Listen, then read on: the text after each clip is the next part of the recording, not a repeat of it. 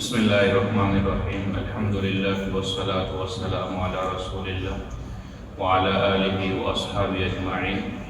اما بعد اعوذ باللہ من الشیطان الرجیم یا ایہا الناس اتقوا ربکم الذی خلقکم من نفس واحدہ۔ محترم حضرات، آج کے خطبے کا موضوع جو امام صاحب نے ہمارے سامنے پیش فرمایا ہے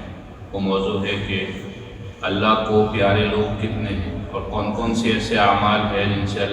جن کی وجہ سے اللہ کی محبت انسان حاصل کر سکتا ہے۔ سب سے پہلے امام صاحب نے یہ فرمایا کہ اللہ تعالیٰ نے قرآن کریم میں یہ بات ارشاد فرمائی کہ ہم نے انسان کو بہترین انداز سے پیدا فرمایا، لقد خلقنا الانسان فی احسن تقویم، یعنی انسان اپنے بدن کو دیکھے، اپنی باڈی کو دیکھے تو ہر جو عضو ہے ایک دم مناسب عضو بنایا ہے، یعنی بہترین انداز تخلیق اللہ نے انسان کو بنایا ہے بہترین انداز۔ پھر اللہ کا احسان یہ ہوا کہ اللہ نے انسانوں کے لیے اچھے اور برے طریقوں کو جو ہے بیان فرمایا،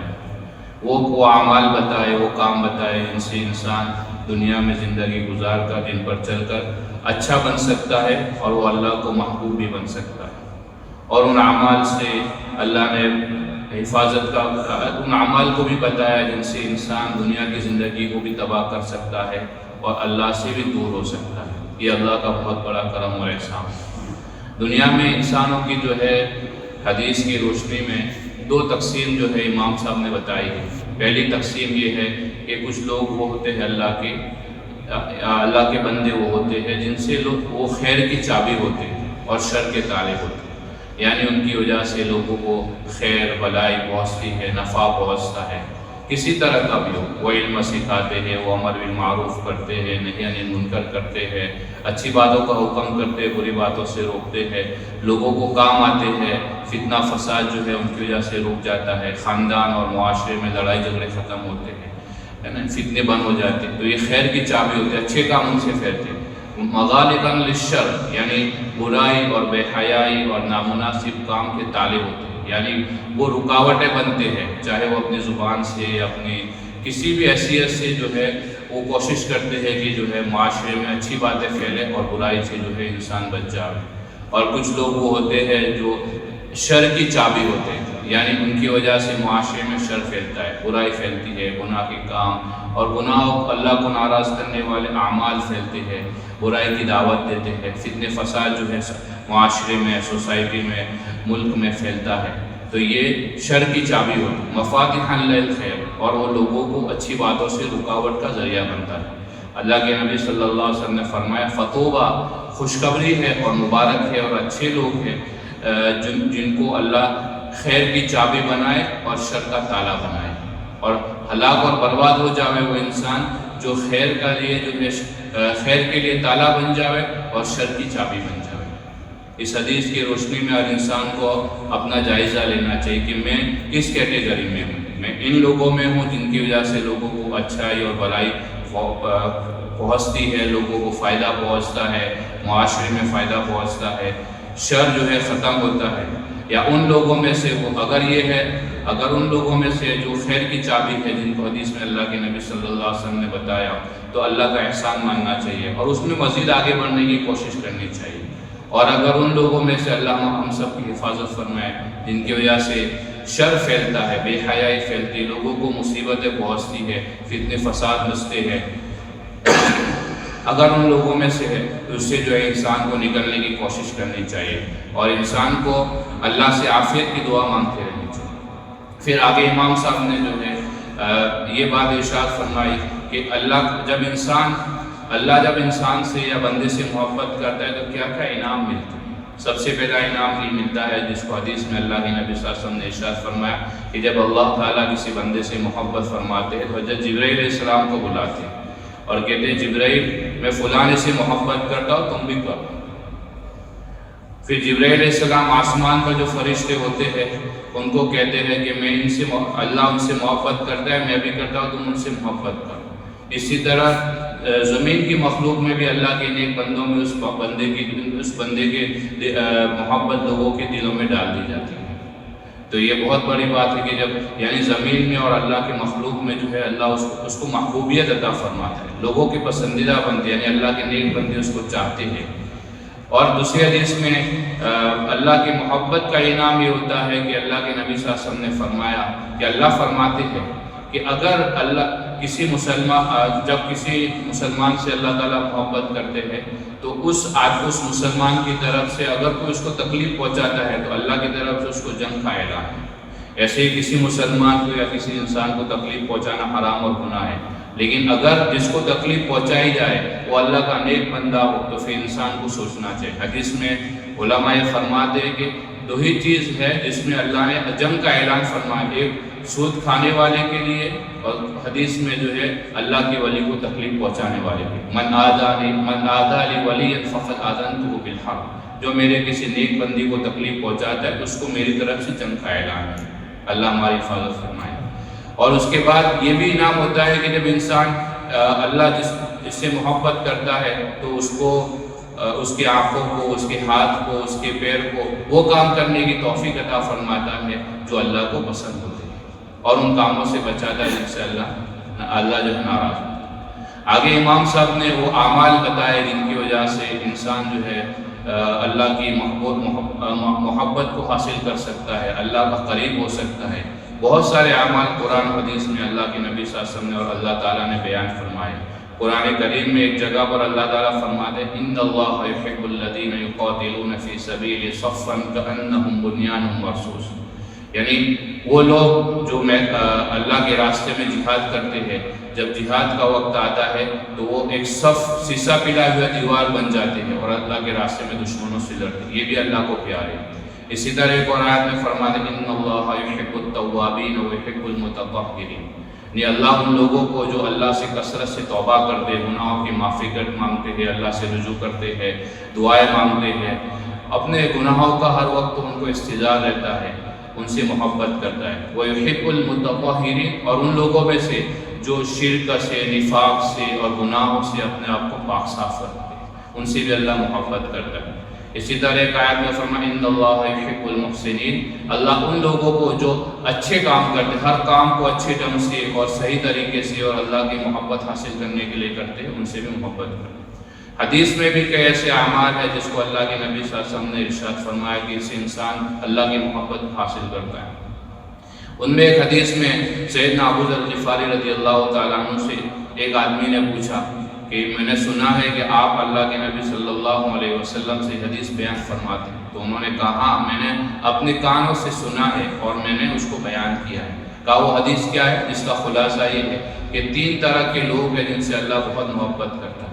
ایک وہ آدمی جو اللہ کے راستے میں جہاد میں گیا اور اس کے ساتھی جو ہے پیٹ پھیر کے بھاگ گئے، لیکن وہ مضبوطی سے جمع رہا، یا تو اس کے ہاتھ سے اللہ نے فتح عطا فرمایا اور شہید ہو گئے، اس کو بھی اللہ بہت پسند فرماتا ہے۔ اسی طرح وہ آدمی جو کسی سفر میں ہے اور رات کا سفر ہے اور سفر لمبا ہے اور سفر کی تھکان اور پریشانی کی وجہ سے جب ایک منزل پر کہیں پر پہنچتے ہیں تو اس کے سارے ساتھی سو جاتے ہیں، اور یہ اللہ کا بندہ ان سے الگ ہو کے جو ہے رات کا قیام کرتا ہے، تہجد کی نماز پڑھتا ہے، یہ بھی اللہ کو بہت محبت ہے۔ یعنی سفر جو ہے انسان تھکاوٹ اور پریشانی میں انسان دیتا ہے، لیکن اگر اس حالت میں بھی وہ تہجد کی نماز نہیں چھوڑتا تو اللہ کو بہت محبوب ہے۔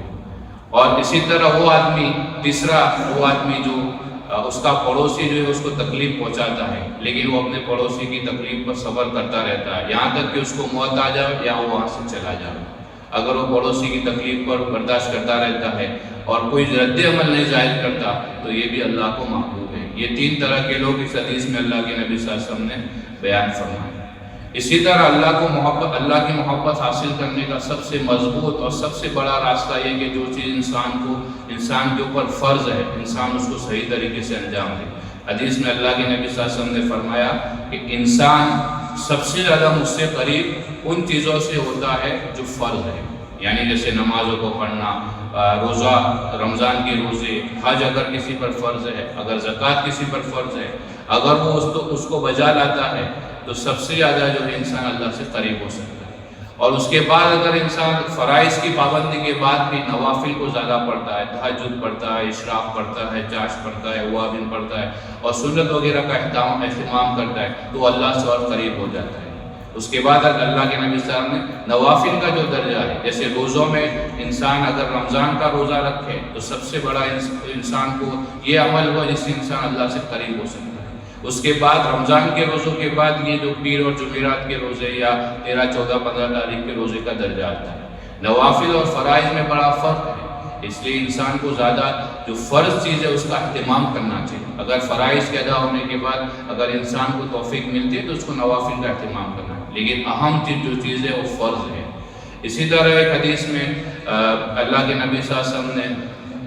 یہ فرمایا جن سے انسان اللہ کی محبت حاصل کرتا ہے۔ ایک صحابی آئے اللہ کے نبی صلی اللہ علیہ وسلم کے پاس کہ مجھے ایسا عمل بتا دے جس سے میں اللہ کا بھی پیارا بن جاؤں اور لوگوں کا بھی پیارا بن جاؤں۔ تو اللہ کے نبی صلی اللہ علیہ وسلم نے فرمایا اذهب فی الدنیا یحبک اللہ واذهب فیما ایدی الناس یحبک الناس، یعنی دنیا میں زہد اختیار کرو۔ زہد کا مطلب یہ ہے کہ ہر وہ کام چھوڑ دو جو آپ کو آخرت میں فائدہ نہ دے،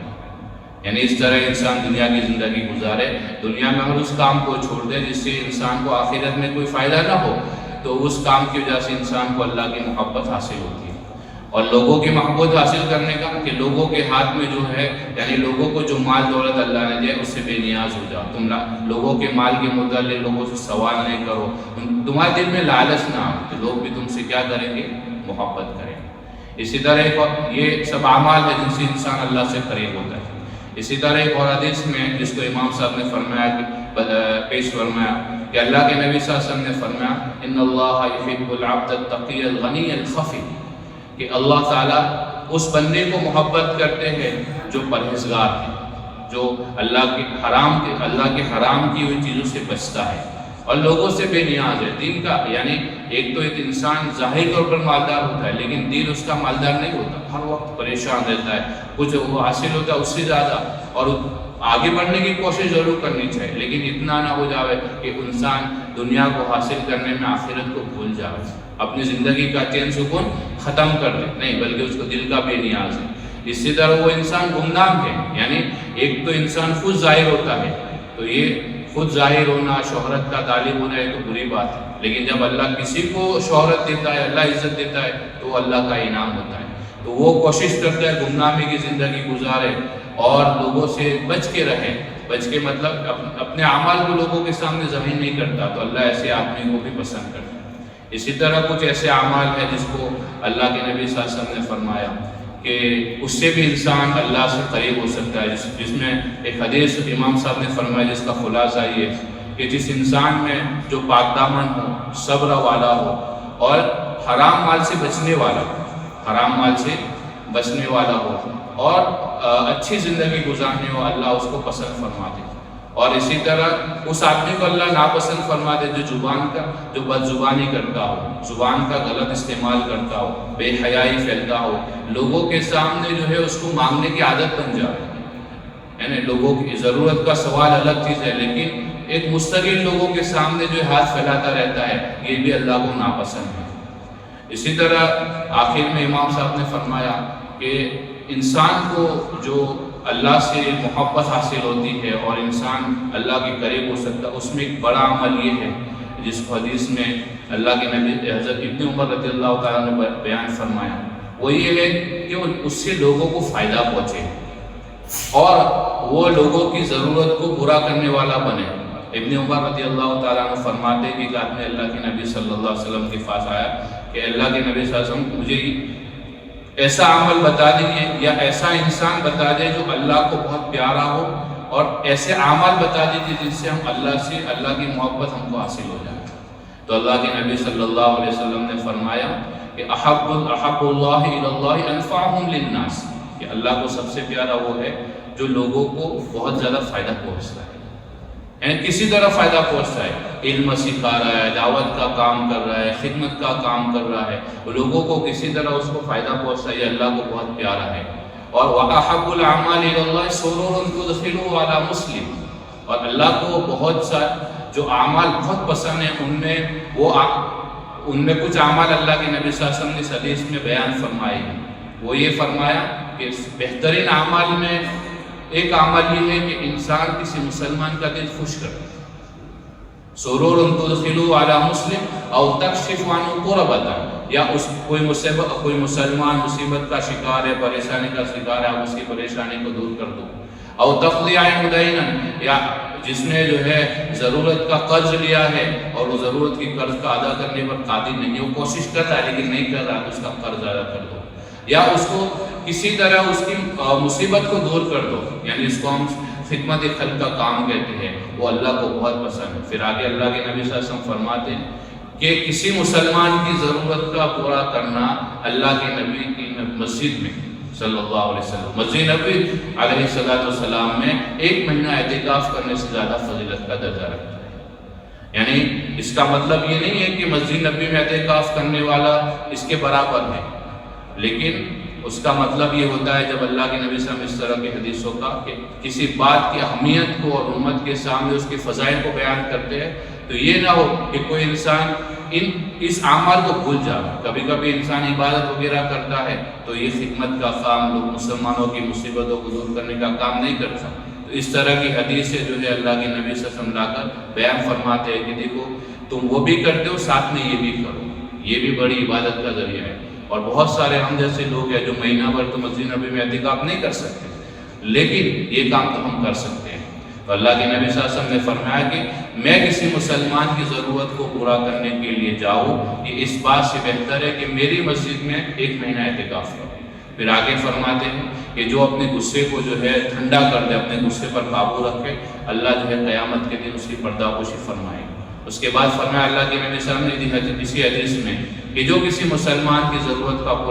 پوری کرتا ہے، اس کی مصیبتوں کو دور کرتا ہے، تو اللہ اس دن اس کو ثابت قدم رکھے گا جس دن قدم ڈگمگا جائے، یعنی آخرت کے دن۔ آخرت کا منظر اور آخرت کا دن بڑا بھاری ہے، ہر کوئی پریشان ہوگا، ہر کوئی جو ہے سوچ رہا ہوگا میرا کیا ہوگا، میرا کیا ہوگا۔ اس وقت اللہ اس کو اطمینان دے گی،